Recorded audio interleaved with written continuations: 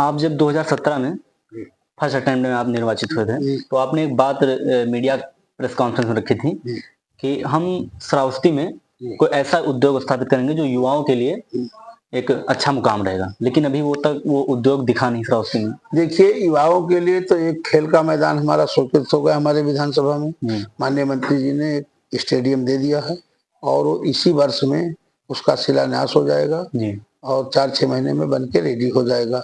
और रही बात जो युवाओं के लिए हमारी सरकार पूरी तरीके से संकल्पित है और अभी तो हमारी एक मांग चल रही कि हमारे श्रावस्ती को भी एक मेडिकल कॉलेज दिया जाए। और मैंने एक चीनी मिल की मांग किया है कि चीनी मिल लग जाने से 1000-2000 अपने यहाँ के नौजवान उसमें समाहित हो जाएंगे। दूसरा, अभी मैंने बात किया है परसों माननीय मुख्यमंत्री जी से कि किसी इन्वेस्टर से महाराज एक संपर्क करके और श्रावस्ती में अगर कोई एक इंडस्ट्री खुलवा देंगे तो उसमें 2-4 हजार आदमी यहाँ के समाहित हो जाएंगे और उन लोगों का जो बाहर जाते हैं दिल्ली, बम्बई, हरियाणा, पंजाब, वो अपने घर में रोजगार पा जाएंगे। और इस तरीके से उसे सरकार की योजना युवाओं के लिए छोटे छोटे रोजगार के लिए तो बहुत प्रोत्साहन दे रही है।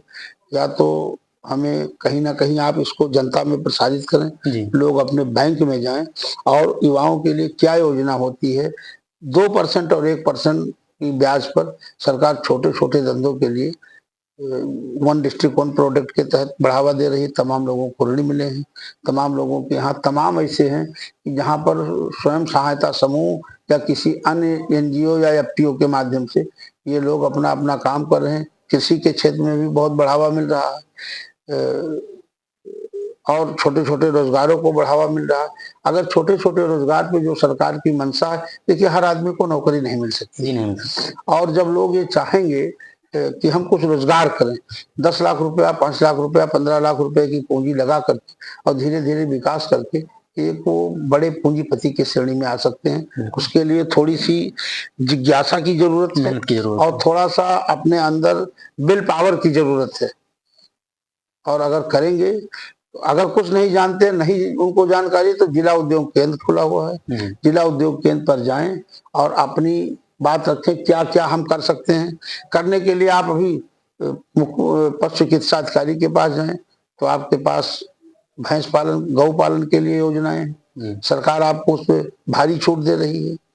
आपके लिए मुर्गी पालन के लिए है, मत्स्य पालन के लिए है, योजनाएं बहुत सारी हैं। लेकिन या तो लोगों को यहाँ शिक्षा का अभाव होने के कारण जानकारी नहीं, इसलिए लोग जा नहीं रहे हैं। और अगर जाएंगे तो निश्चित रूप से हर आदमी कहीं ना कहीं समाहित होता चला जाएगा।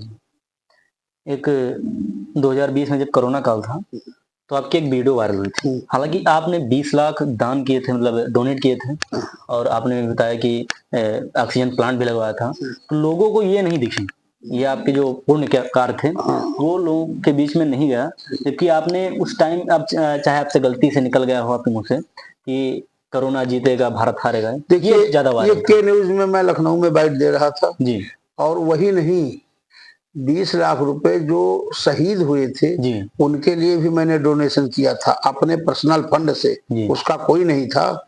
और उसमें जो ये मुंह से निकल गया, लोगों ने वायरल किया, मैंने तीसरे दिन उसका खंडन किया कि मेरी वाणी से अगर कोई चीज निकला है तो त्रुटि बस निकला है। जब मैं 20 लाख रुपया डोनेशन प्रधानमंत्री खाते में दे सकता हूँ, 20 लाख रुपया जो जवान शहीद हुए थे उनके नाम पे मैं 4 जवान शहीद हुए दे सकता हूँ। मेरी इतनी बड़ी भावना है।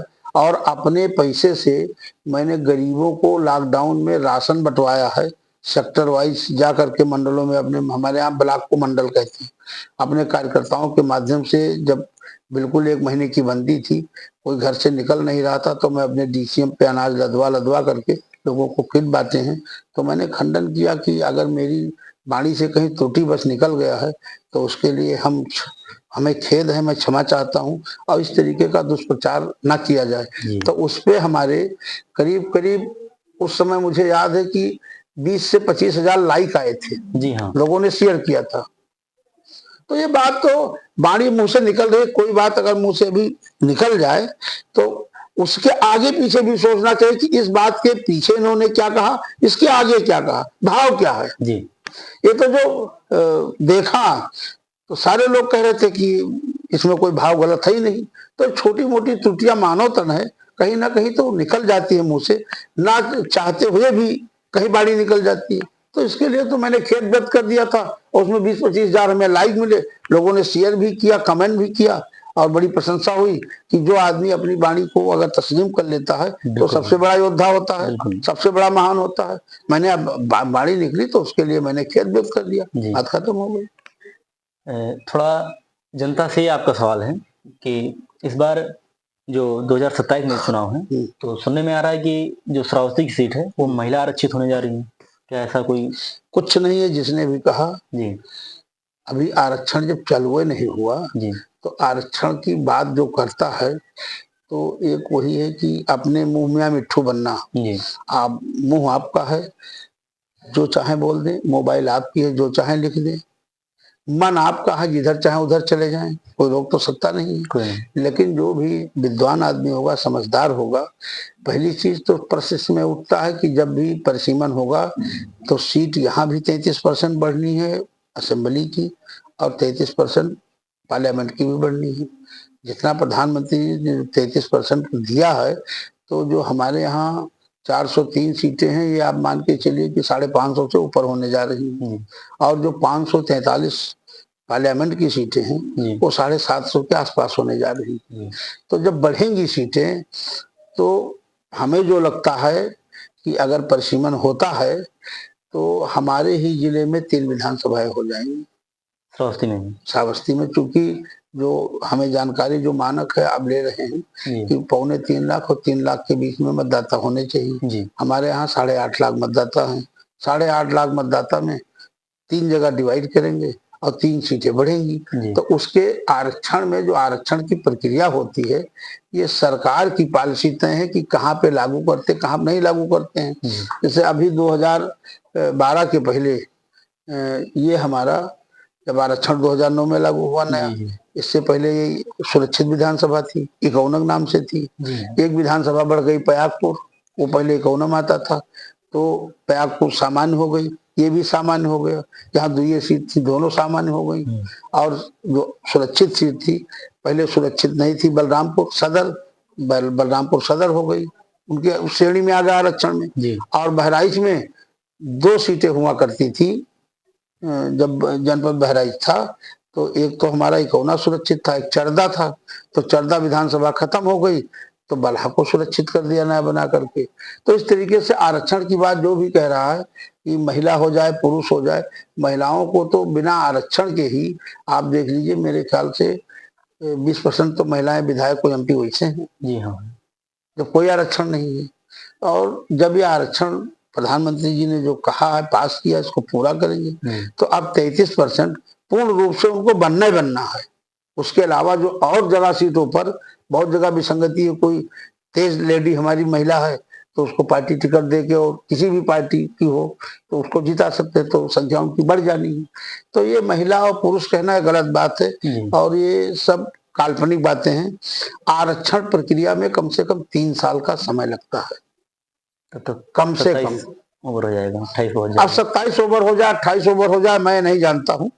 मैं जानता हूँ कि जब पूरा इसका सर्वे होगा पूरे इंडिया का, एक तो परिसीमन होना नहीं है, पूरे इंडिया का होना है। आपके 31-32 राज्य हैं, सबका होना है। तो सब जगह जब होगा तो उसके बाद में सबका जब रिपोर्ट साल 2 साल में इकट्ठा होगी, फिर उसका ऑडिट होगा, जांच होगा कि क्या सही है क्या गलत है। फिर उसके सरकार के विशेषज्ञ वहां बैठेंगे कि किसमें पॉलिसी क्या तय करना है, और तय करने के बाद में जब तय हो जाता है तब ये डेट दिया जाता है कि इसको लागू कब से करना है। जैसे आरक्षण हमारा जो पहले का था, ये 2006 में बना था इस देश का, लेकिन लागू हुआ कब? 2009 में। जब यहाँ से ये बहुत पहले से कवायद चल रही थी, जब यहाँ से बाबू सत्यदेव सिंह चुनाव लड़े थे 2009 में, तब ये नया आरक्षण बना था और लागू हुआ 6 का 9 में। और विधानसभा का कब लागू हुआ? 12 में। 6 साल 3 साल। जैसे 9 में लागू किया तो पार्लियामेंट से लागू हो गया। पहले पार्लियामेंट से लागू होगा, उसके बाद में असेंबली में आएगा। तो और दूसरा भी चल रहा है, हमें लग रहा है अगर परिसीमन होगा, आरक्षण होगा, तो जो भी प्रधानमंत्री जी ने पास किया है, वन नेशन वन इलेक्शन, कि पूरे देश के चुनाव एक साथ होने चाहिए, तो अगर उसमें चला जाएगा तो साथे में सबका लागू हो जाएगा। अगर नहीं लागू भी होता है किन्हीं कारण से, तो जब पहले पार्लियामेंट में लागू हो जाएगा, उसके बाद असेंबली में लागू होगा। ऐसा हुआ है 2007 में, यहाँ से सेवरलाल चुनाव अपने सुरक्षित सीट से लड़े थे, रामसागर अकेला जीते थे। 2009 में उसको आमली जामा पहना पाए भारत सरकार, 2009 में यहाँ से लागू हुआ, तब तक कोई असेंबली चुनाव था नहीं। जब 12 में चुनाव आया तब नए परिसीमन लागू हो गया, हम यहाँ आ गए चुनाव लड़ने के लिए, पहले सुरक्षित ये बात। एक ये है क्वेश्चन की मतलब अब आपको, जैसे आप 2 बार से विधायक हैं, तो कैसा लग रहा है? थोड़ा हुर्रा टाइप का नहीं होगा कि अपना सारा लोग हैं अपनी? देखिए, जनता के बीच में रह करके हम विधायक नहीं जी, ना मैं अपने आप को विधायक मानता हूँ। विधायक में विधायक का प्रोटोकॉल होता है, मुख्य सचिव से बड़ा प्रोटोकॉल विधायक का होता है, लेकिन न मेरा कोई प्रोटोकॉल मानता हूँ, न जनता से दूरी बनाए रहता हूँ। आप काफी समय से बैठ रहे हैं, जितने लोग आते हैं सबको चाय पिलाता हूँ, बतियाता हूँ, उनका काम करता हूँ, उनको भेज देता हूँ। जनता बराबर लगी। अब हमें क्षेत्र में जाना है इस समय सदस्य अभियान में, लेकिन 9 बजे से बैठा हूँ, अब निकलने की स्थिति में हूँ, जनता को अपने देख करके, क्योंकि यही हमारी धरोहर है। और मैं अपने जनता के बीच में एक भाई, एक बेटा, एक परिवार के रूप में अपने आप को प्रदर्शित करता हूँ।